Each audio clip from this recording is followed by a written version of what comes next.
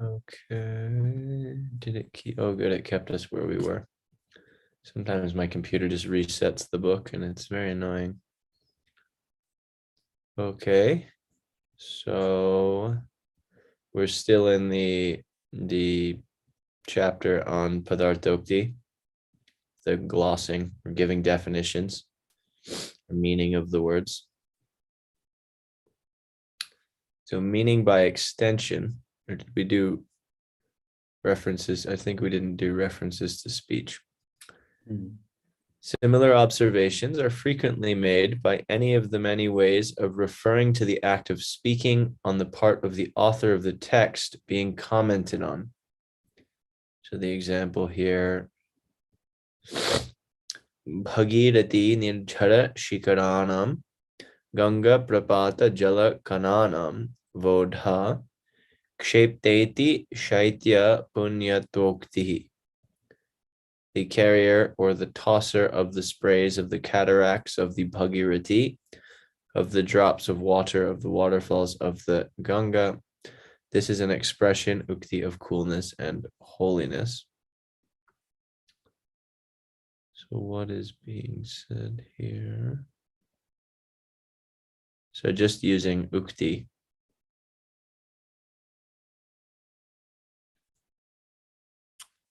So shaitya punyatvokti. This is an expression of coolness and holiness or piety. And ukti is referring to the author, I guess.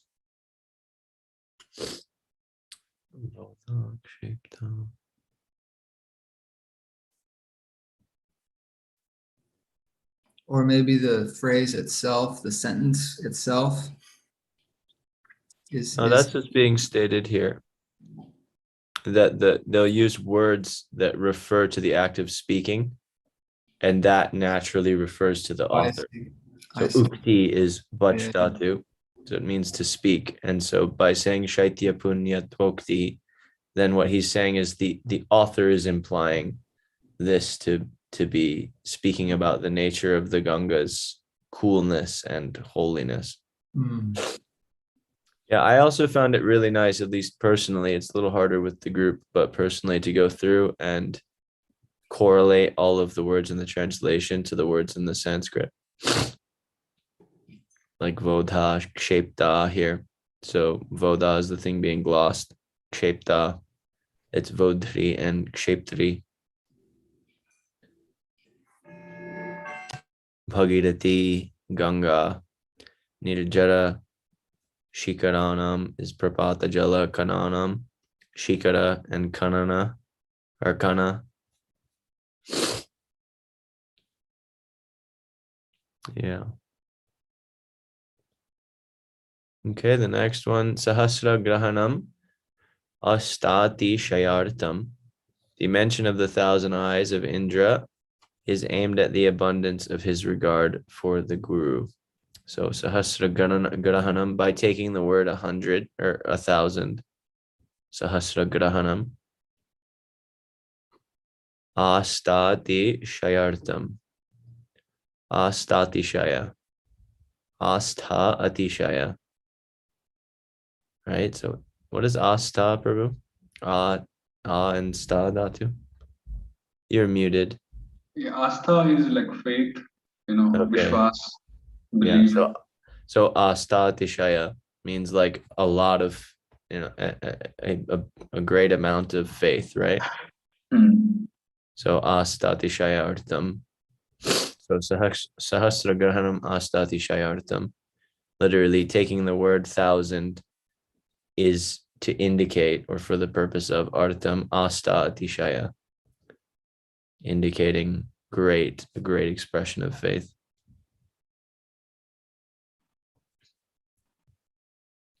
I have to move this. Kramad Visheshana Trayena Shaitya Saurabhya Mandhyan Yuktani. The 3 modifying phrases express coolness, fragrance, and gentleness in that order. Kramad Visheshana Trayena Shaitya Saurabhya Mandhyan Yuktani. So, sorry, mandyan.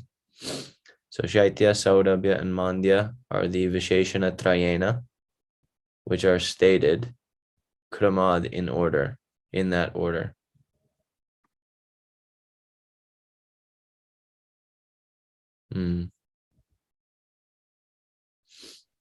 Meanings by extension. The verbs lakshayati and akshipati are used by commentators to refer to the power of words to include in their meanings objects connected with the object directly denoted by them.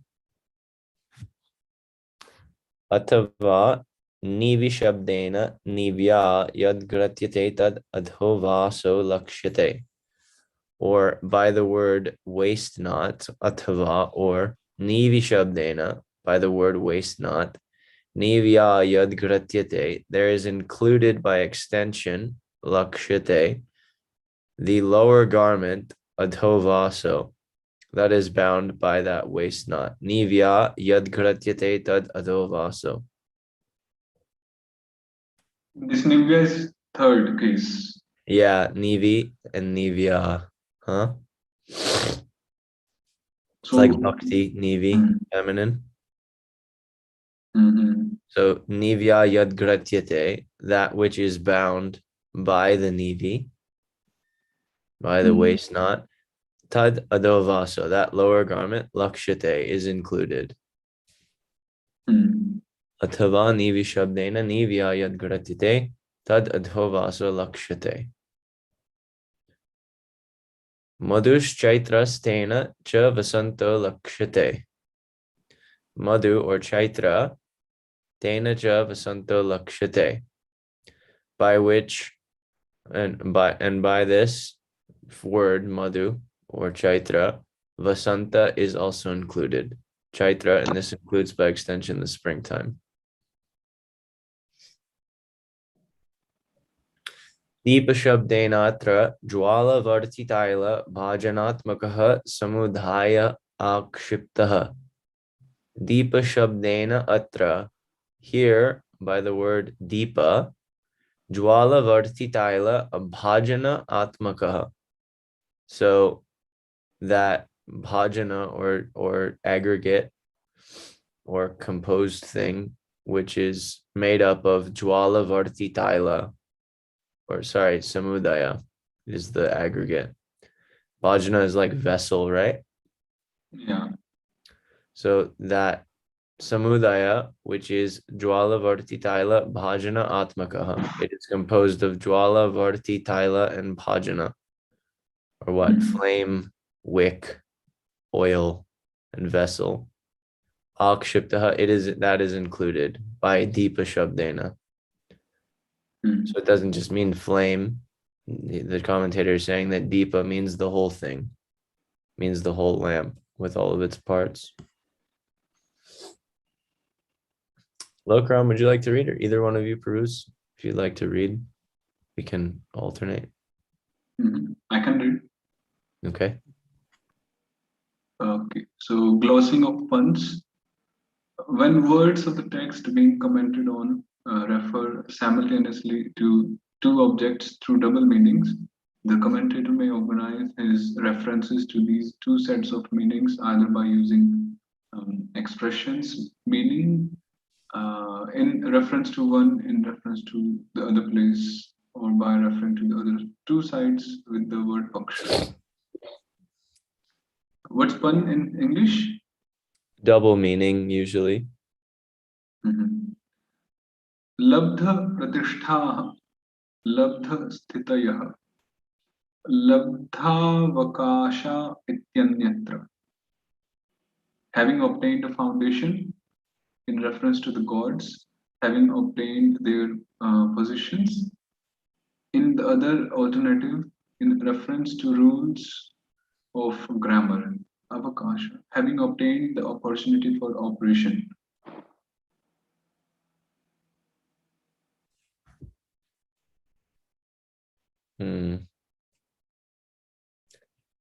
So again, iti anyatra, that's just pointing out that we see that it's pointing out some sort of a pun or another meaning. Labdha udayo yaya sa labdhodaya. Utpannetyartha abhyuditetanyatra. By whom arising has been attained, she is Labdhodaya, born in reference to Parvati. Labdhodaya. In the other, in reference to the moon having risen. Udaya, udaya, utpanna. So we can understand the verse must be a poetic analogy between Parvati and the moon. Utpanna. Adarshanena pravasa nimittena Chandrapakshe. Adarshanam kalakshaya nimittam. By non-appearance caused by his being away from home. Pravasa nimittena. In the case of the moon, the non-appearance is caused by its waning. Phalam labham vriksha pakshe prasavam cha. Utkhatah swapada chavitaihi anyatra utpatitaihi. The fruit, the profit in reference to the kings. And in the case of the trees, their produce, dislodged, unseated from their positions. In the other, in reference to the trees uprooted. So,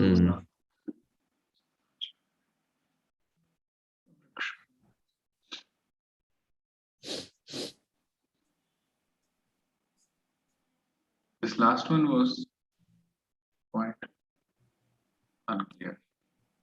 Yeah, I've noticed with the book that a lot of times, because they just give the context because they're just giving extracts.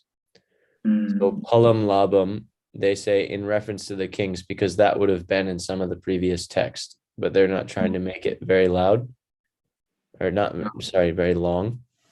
And so they just tell you that it's in reference to kings in the analogy. And then again, we just have to infer that the comparison is between kings and trees in the verse. So it's saying palam it means labam when it's referring to the kings, and pala means prasavam when it's referring to the trees. And then utkata swapadats chavitaihi means them being thrown off of their thrones or unseated from their positions. And then in reference to the trees, anyatra utpatitaihi. But if we were reading the whole thing, it would be a lot more clear as far as that. It's just, we're just observing the mechanisms. It also was quite, for me, I was like, oh, this is very vague and difficult. But once you get the style, then it becomes a little more clear that we're really not like trying to read for meaning. We're just trying to like recognize the mechanism. And then in part 2, it'll be a little more like tied to the meaning of the things we're reading, because it's explaining more mechanisms about how to like understand the meaning that the author is getting towards. But it'll still be, because they're extracts, it'll still be quite vague in places. Definitions. When a word in the text being commented on is used in a technical or uncommon sense, the commentator may find it necessary to interrupt his running clause in order to give a formal definition of the word. In such instances, he may either offer his own definition or quote an authoritative dictionary. Definitions offered by the commentator. Since a definition involves an independent sentence stating the meaning of a word, it cannot reproduce the case and number of the word as used in the original text. To solve this problem, a commentator will sometimes add a pronoun after the definition in order to pick up the defined word and restore it to its original case, etc., so as to match the original text and continue the running clause. Tyagaya Sat patre viniyogas tyagah. Tasmai. For donation, donation is presentation to a worthy recipient for it. Mm-hmm. It's pretty, we see that a lot, that kind of a gloss.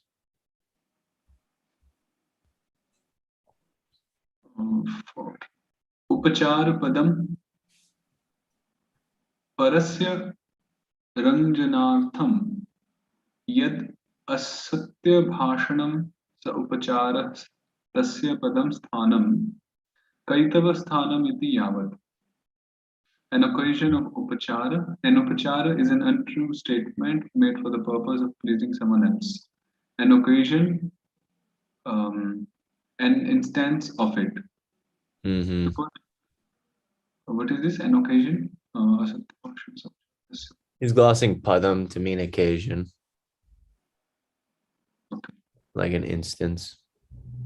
To put it bluntly, an instance of deceit. Kaitavasthanam. Yeah. You see the use of iti yavat like that. Simply or precisely.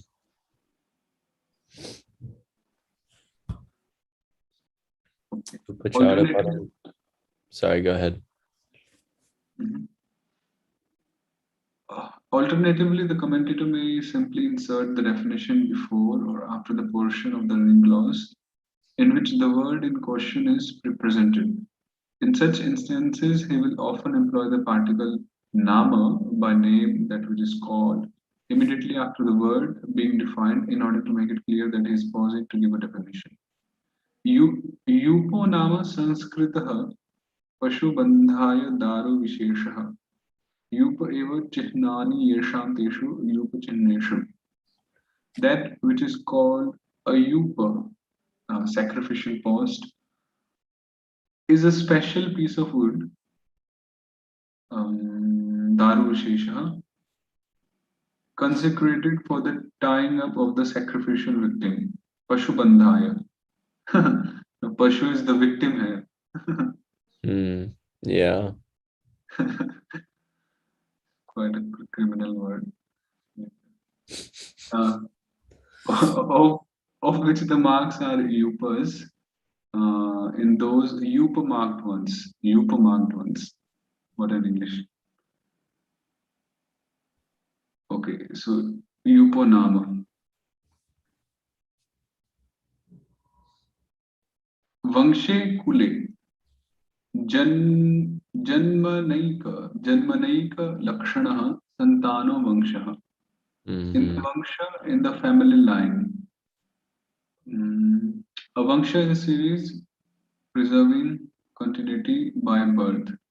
Janmana eka lakshana santana vangsha. This must be Tritiya, Janmana.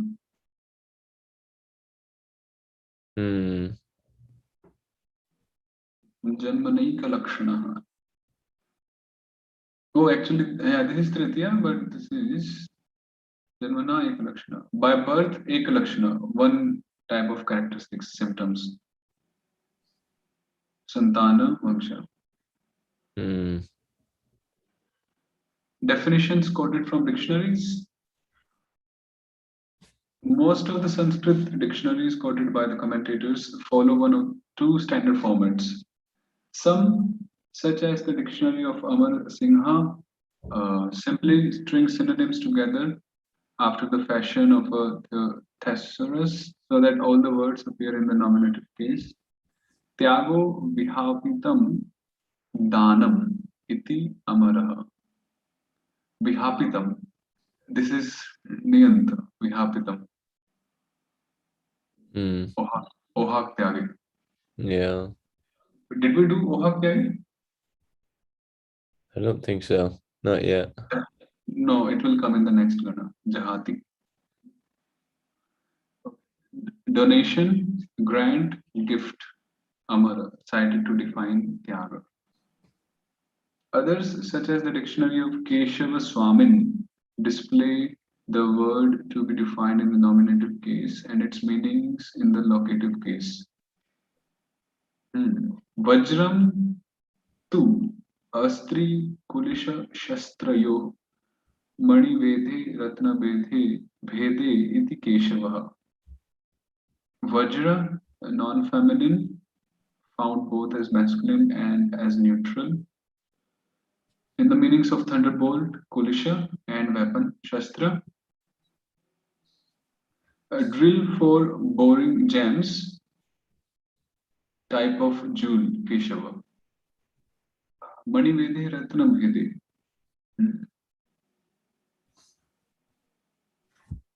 So Vajra is being described here. Yeah. Mani vedhe ratna vedhe. Frequently, the quotations from dictionaries add little to what the commentator has already said on his own, and appear to be made simply for the weight of the lexicographer's authority or to reinforce the memory of students who were supposed to learn the dictionary by heart. Ratihi smara priya. Ratihi smara priya iti amara. Rati, the beloved of Kama. Rati, the beloved of Kama, Amara. So it's a repetition.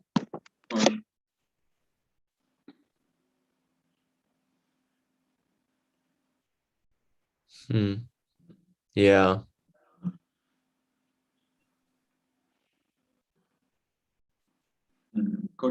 Quotations from dictionaries interrupt the running clause when introduced near the place in the commentary at which the word to be defined is presented. Some commentators therefore save such quotations and lump them together at the end of their comments on a verse or other portion of the text. Treatment of special items. Commentators use special devices to mark proper names and names of species and to explain the meanings of particles, other indeclinables, and pronouns. Proper names are marked as such either by being followed by nama, used as a separate indeclinable word, or by being displayed as the first member of a bahuvrihi compound ending in a word meaning name, nama, snya, akhya, etc. So, Uchchaihi Shravo Nama. Uchchaihi Shravah Sangyo Shreshtha.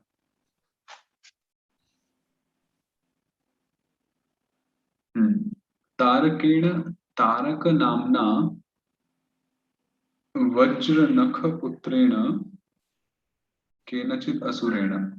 By Taraka, by a certain demon named Taraka, the son of Vajranaka. Now,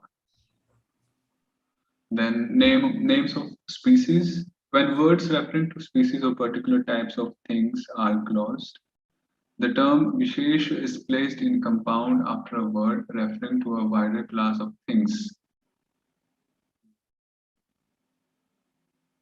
To make it clear that the word being glossed does not apply to all members of that wider class. Ashoko Vriksha Vishesha. Ashoka is species of tree. Ayaskantena Mani Visheshana. Ayaskantena, that's by lodestone, by a particular kind of mineral. Mani. Pashaha Rajur Ayudha Vishesha. Do you say that in English? Lariat lasso? Yeah, lariat is it's quite an old way of saying it, but it is a word.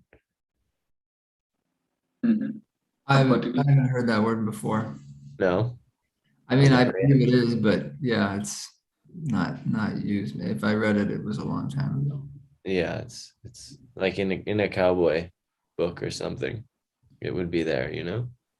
Yeah. His revolver and his lariat.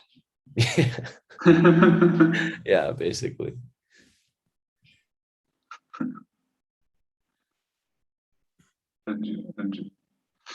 Meanings of particles.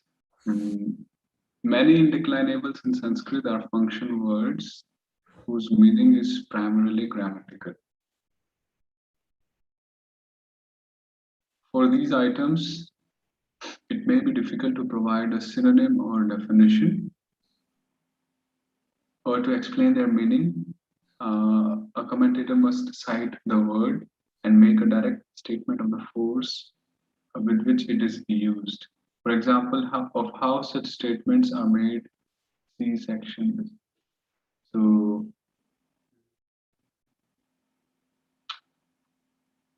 other indeclinables. For other indeclinables, such as temporal adverbs, a commentator may simply indicate the precise significance of the word in the present context.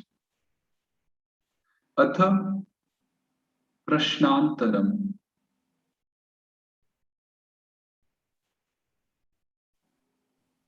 Next after the question.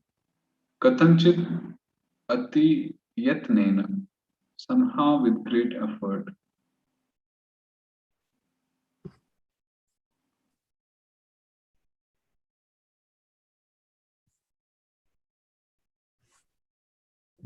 Pronouns. Similar information is inserted to explain the significance of pronouns.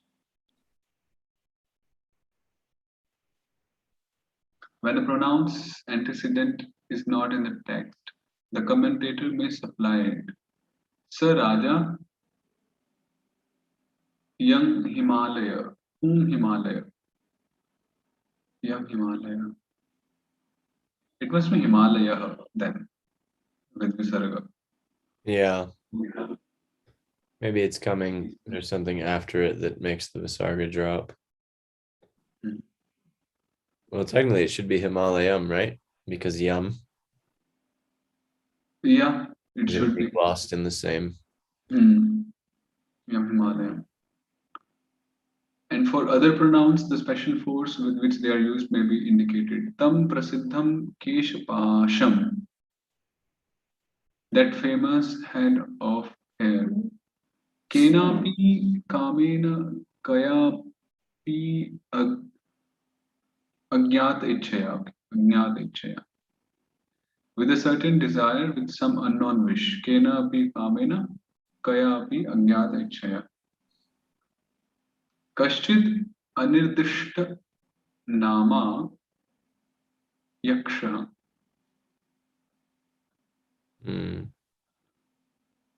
A certain unspecified by name yaksha. So again, this anirdishta nama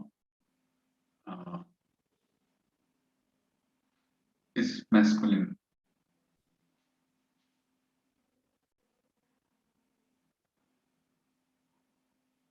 Anirdishta nama. Because it's a Bahuvrihi.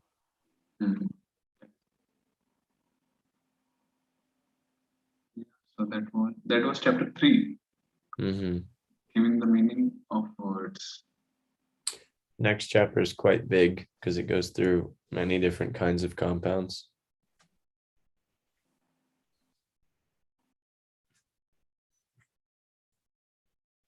No, Karan, would you like to read? Sure. All right. Analysis of grammatical complexes. Introduction. The opportunity to break down grammatical complexes into their constituent parts arises constantly in commentaries on Sanskrit texts, since most words in the language are made up of readily discernible elements. Any inflected word, for example, contains both an inflectional stem and an inflectional affix, and such words can be analyzed by identifying the stem and naming the affix.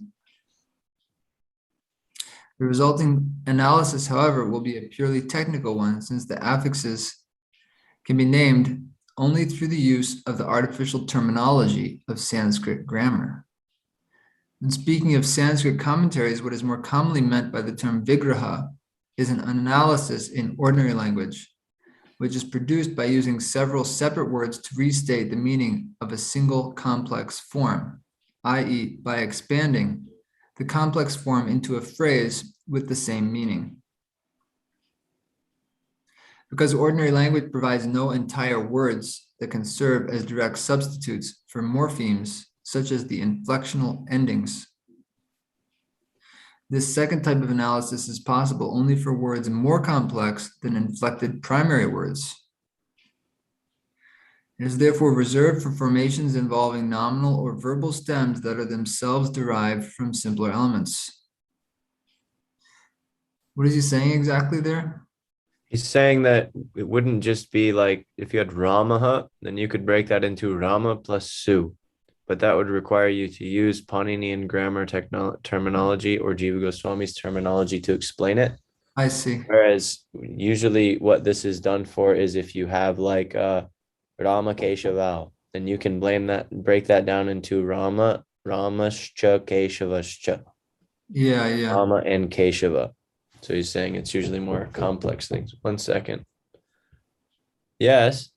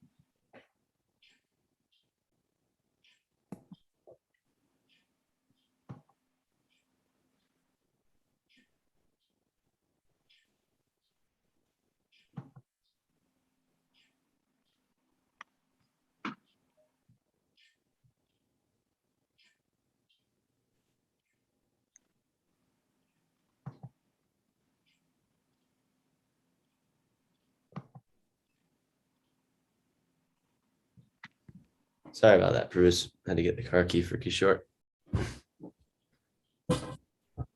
So yeah, he's saying that bigger compounds is what this is reserved for. Got it. Okay. I think I get it. One thing that's very prudent is if it seems confusing from their language because they're overly technical. Yeah, that's From kind a of linguistics perspective, it usually bears itself out when you look at the examples. Yeah. Seems like they're just stating it in a somewhat academic, a little bit of overly complicated way. Yeah, it's written for linguists, The only people Sure. that study Sanskrit in a Western context are people interested in learning 7 other languages and, linguistic comparisons and all that.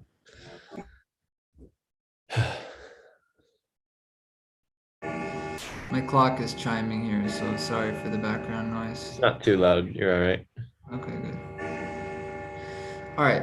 In analyzing these complex formations, it is usually possible either to separate the constituent elements and place them in a phrase in which their relationship is explicitly stated, as in the analysis of many kinds of nominal compounds, or to produce a phrase that gives the same meaning as the complex form by using ordinary words to express the force of the grammatical elements.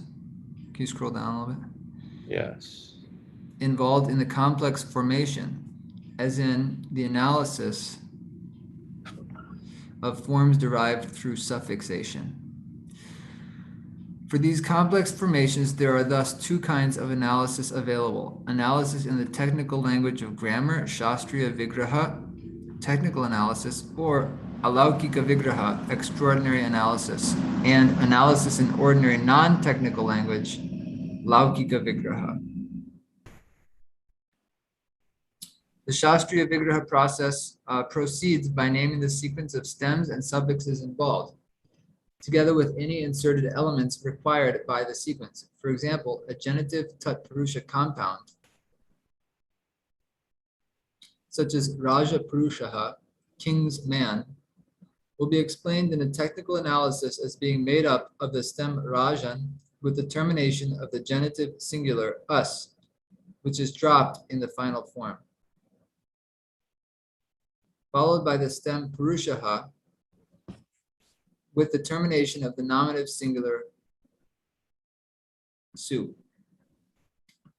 The actual analysis will take the form rajan plus nas plus purusha plus su. Mhm. The extra letters added in the names for the suffixes serve various purposes and disappear in the final form. Here the na in nas indicates that certain things are inserted before this suffix when it comes after a feminine stem, and the u in su is simply to make it possible to pronounce the name of the suffix. Similarly, the tadita formation stayam, thievery, from stena, thief, may be analyzed in technical terms as stena plus yat plus Here the ta in the technical name of the tadita suffix yat indicates which sort of pitch, accent, the suffix carries.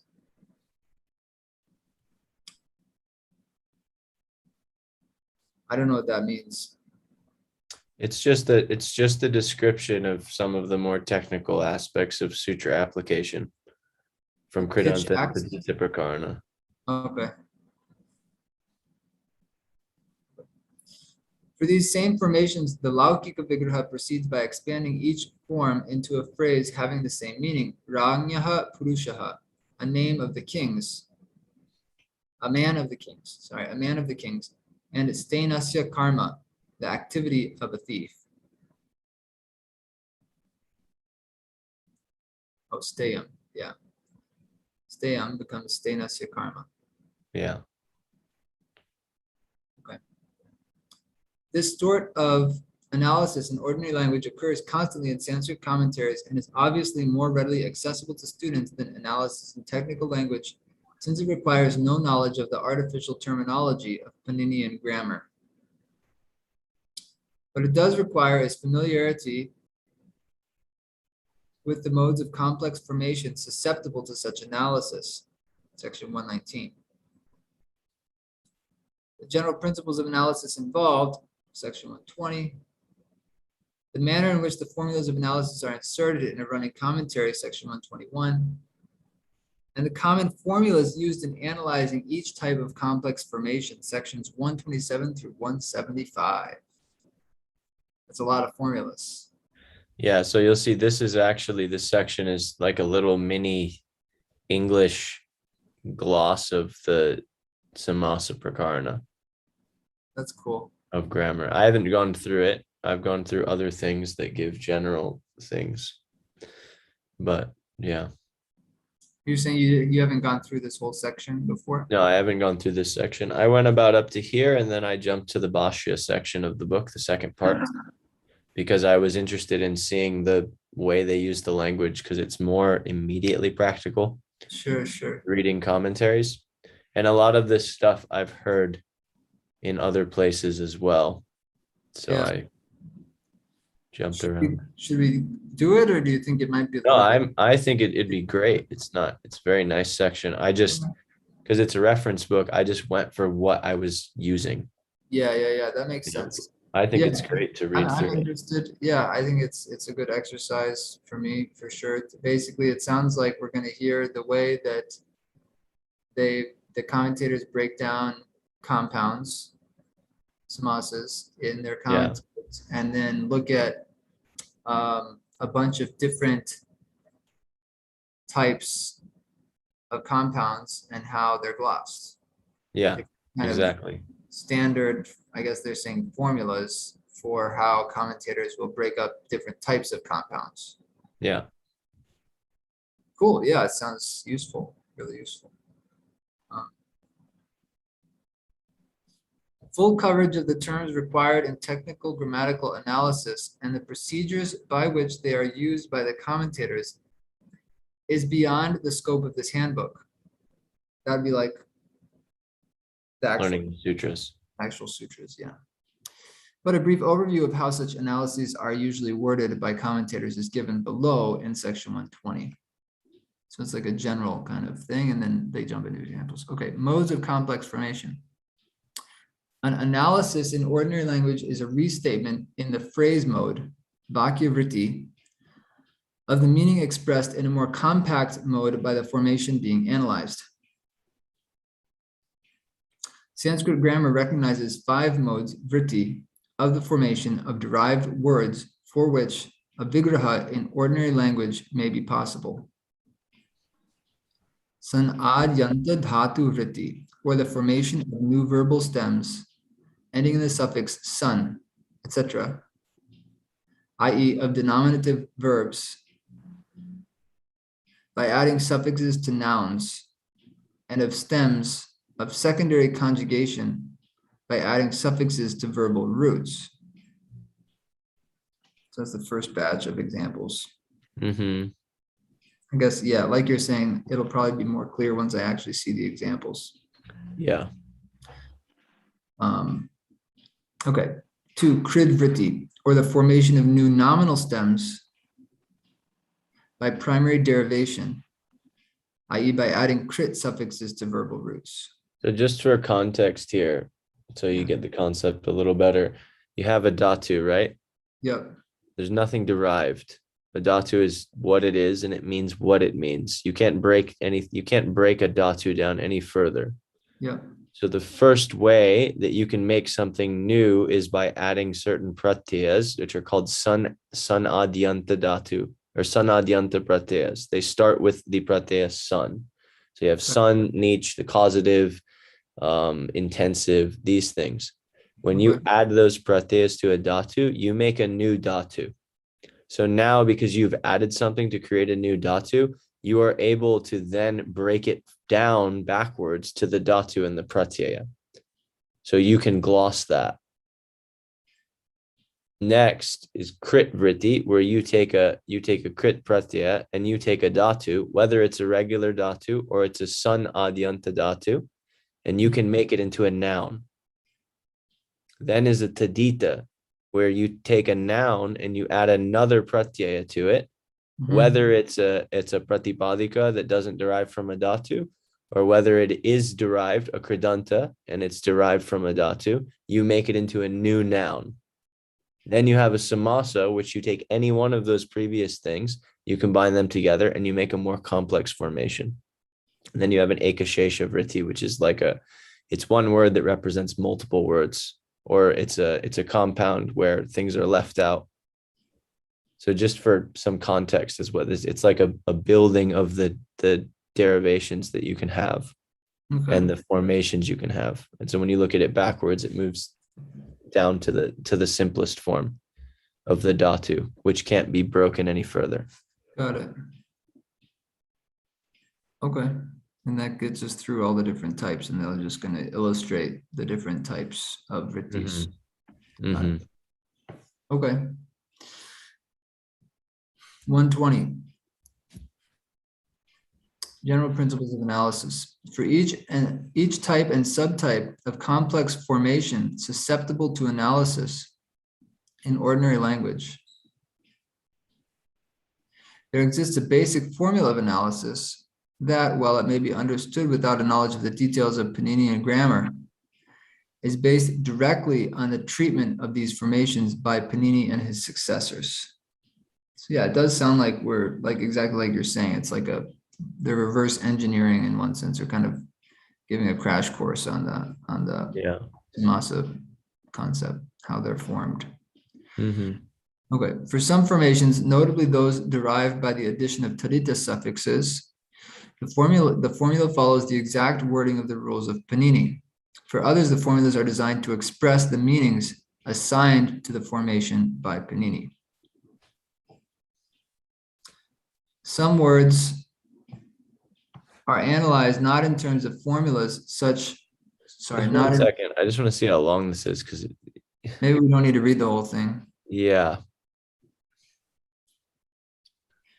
It seems like you're just summarizing kind of how they, I don't know. Yeah, maybe I'll go back and look at it. A lot of it is stuff that we already know just from our study and from looking at the sutras, as far as we have insertion of analysis.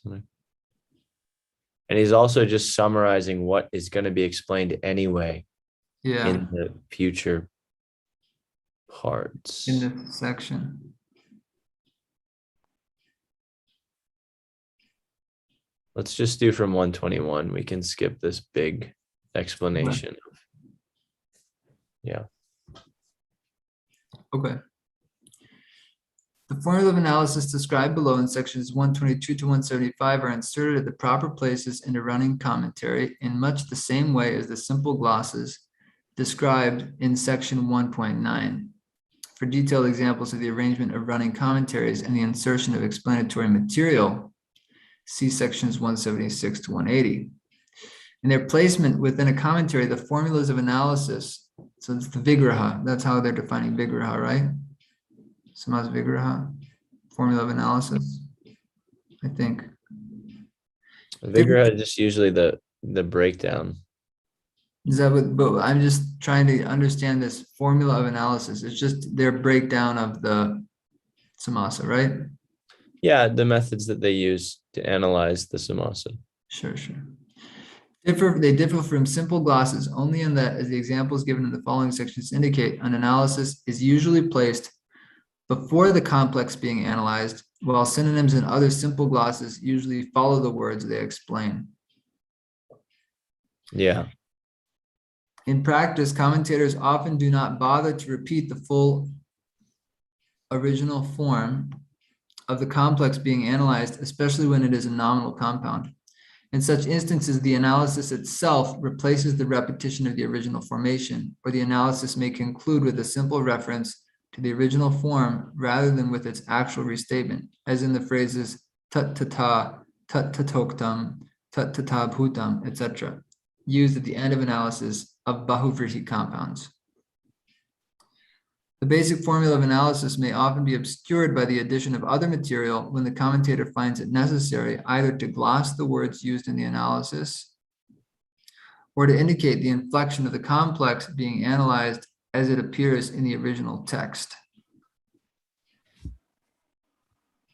What did they mean by inflection? Is that the declension? Yes. Glossing the words used in the analysis. Within the basic framework of a standard formula of analysis, commentators may insert glosses of the words making up that analysis at any point, using the same techniques that are employed in glossing separate words in the original text. Mm-hmm. For example, the word marut sakha, an epithet of fire, is a straightforward genitive tatpurusha compound meaning friend of the wind. And its analysis using the standard formula, section 153.1, is therefore simply marutaha sakha marut sakha. Friend of the wind, wind friend. In employing the standard formula, however, the commentator Malinath inserts synonyms after the first member of the analysis and after the repetition of the entire compound. Marutaha vayoho sakha marut sakho gni. Mm-hmm. Friend of the wind, of air, wind friend, fire. Yeah. So they're just showing that those glossing techniques will be used within the vigraha of the samasa. Which again, is something we commonly see. It's very, that's an easy concept. Yeah, but it does could make it difficult to kind of follow, I experienced that. Mm-hmm. Which is why it's really nice to see this all pointed out. Yeah, how the glosses are inserted in between like that. This technique is taken a step further in the practice of using synonyms in the place of the parts of the original complex when analyzing the complex. I see. For example, the analysis given by Malinath of the compound marut prayuktaha, impelled by the wind, in the same verse is not maruta prayuktaha, but vayuna praritaha. Mm-hmm. Synonyms for the original members of the compound displayed in the analysis with the same inflection and position that the original members would have in the standard formula of analysis. That makes sense. Yeah. All right. Should I keep going? Yeah, if you like. Yeah. My throat's a little rough today. I don't know why. Indicating the inflection of the original. The formulas for the analysis of derivative and compound nouns as offered by the grammarians generally present the noun that is being analyzed in the nominative case. Of course, such nouns may appear in any case in a text being commented on, and in order to make the transition from the standard formula to the inflection found in the original text, a commentator may follow either of two procedures in analyzing the nouns. One procedure is to modify the basic formula by inflecting the syntactically predominant part of the analysis to match the inflection of the noun being commented on. For example, where the text has Rajaputrat from the king's son, commentator may give the analysis Rangyaha Putrat based on the nominative case formula Rangyaha Putraha, but reflecting the ablative case of the word being explained. So much verbiage to explain such a simple thing. Yeah. Such analysis is called a Parinishtita Vibhakti Vigraha, analysis using the case ending of the finished form. Yeah. The other procedure is to use the standard formula. I mean, it is, just as an aside comment, like it is challenging to, sometimes it's like they say you need to be an expert to explain something complicated in simple terms, you know, you really, because it is. Yeah.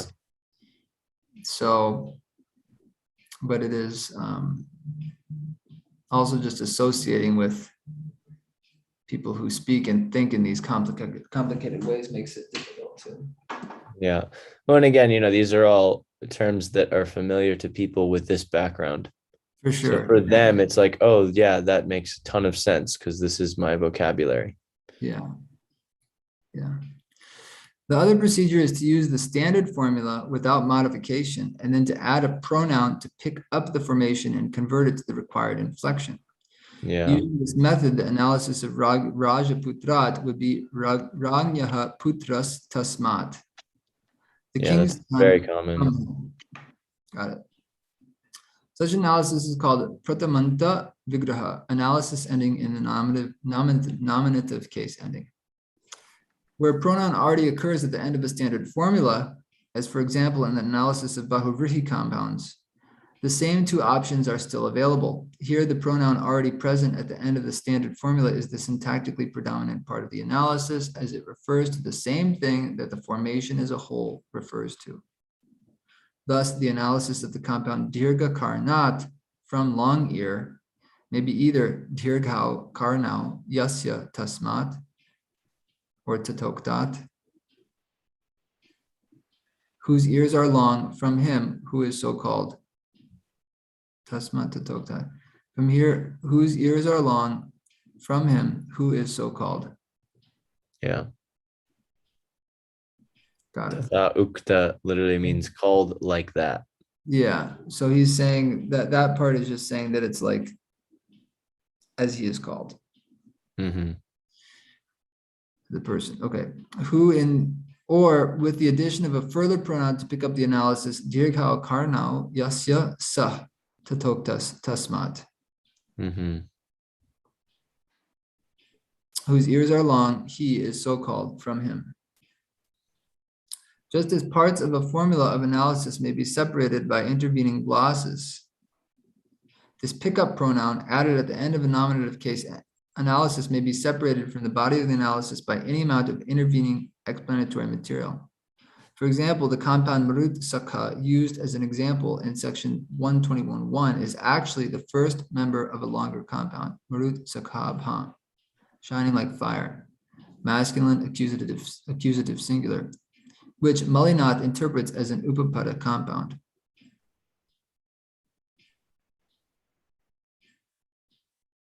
Mm-hmm. Okay. He therefore uses a pronoun to pick up Marut Sakha for the rest of the analysis of the longer compound. And then he must add another pronoun at the end to place the whole compound in the accusative case. But before adding this last pronoun, he pauses to explain which krit suffix is used to form the last part of the compound. Maruto vayo sakha marut sakhogni sa iva bhati iti Marut Sakhabha. Mm-hmm. Atosh cha upasarge.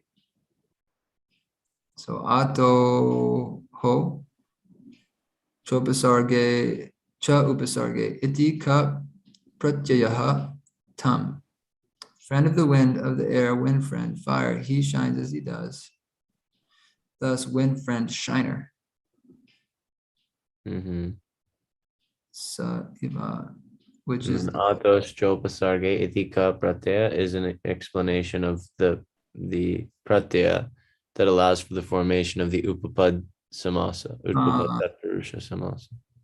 of bhati, right? Yeah, because you have to have a particular rules, right, Prabhu, in order to take dhatus and add them to the ends of compounds like this, like we see sarvatra ga and sakabha here. Which one? Like we have bha, the dhatu bha here is being attached in compound to the end of this word, marut sakabha. Right. Like the same as sarvatra gaha, or like gata kara, someone who makes a pot. So it requires a special type of pratyaya, right, in order to attach that noun. And it basically has the sense of like gata kara would be gatam karoti. Means this sakhabha is like abha, ag purvak bha dhatu. Yeah. So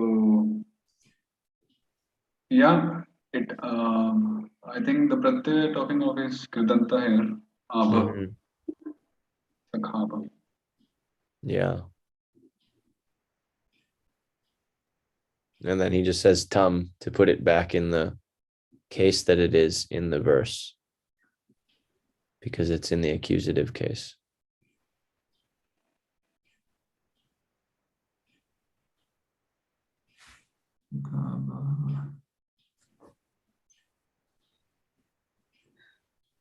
Okay.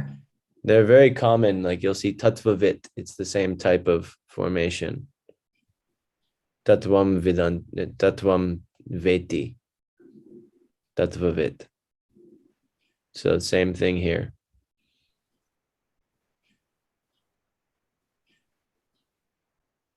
Note that insertions such as this do not alter the basic formula of analysis. They simply interrupt it. The same problem arises when a commentator offers more than one explanation of a part of the analysis, for he will carry on with the basic structure of the formula, no matter how many alternatives he inserts in a part of the formula. For example, when the commentator Himadri analyzed the same compound, Marut Sakabham, he not only inserted a quotation from a dictionary, but also could not decide whether Marut Sakab means Agni or Indra, and whether the longer compound is an Upapada compound, as Malinath thought, or a Madhyamapadalopa Bahuvrihi compound. Maruto Vayoho Sakha iti Marut Sakha Agnihi tasya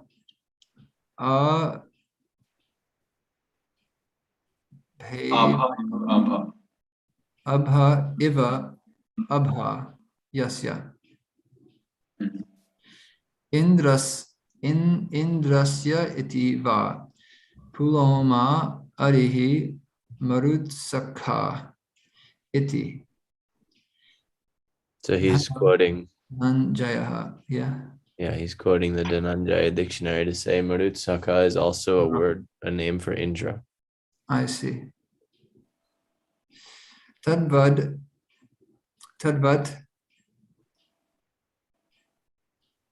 Abhati. abhati iti va tam. Under the wind of the air, thus wind friend, fire, whose appearance is like the appearance of Agnis, or like the appearance of Indra's, Pulmari Marutsaka, among the opposites of Indra, says the lexicographer Dhananjaya. Or he shines as he does, thus wind friend shiner him.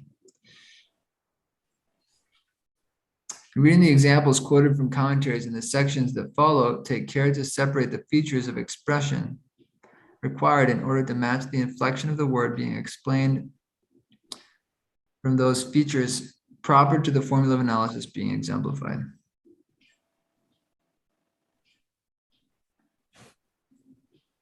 Hmm.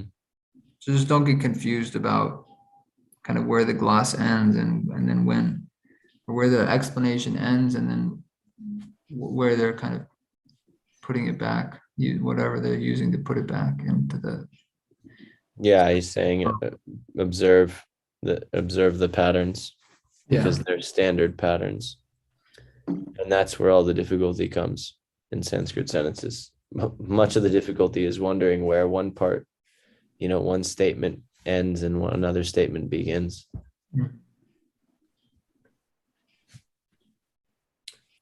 Should we stop here, Bruce, or should we do more?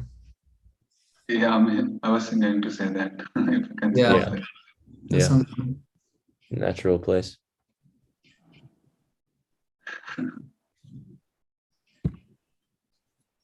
Okay, so yeah, I think this section regarding the samasas, compounds, they're not sticking to the point, and they are going into great detail here. Yeah, they're also right now it's still kind of the more introductory stuff. It'll get much more. There will be many more examples when we get a little further into it, as they get to the actual types of samasas. Because like the first section we did was the straightaway examples. Yeah, so the majority of it will be that. You just have to get there. Okay, let's get there. Yeah, we can also jump ahead and just read the examples like that. Maybe because I think examples will do better. Yeah, I also feel the same way.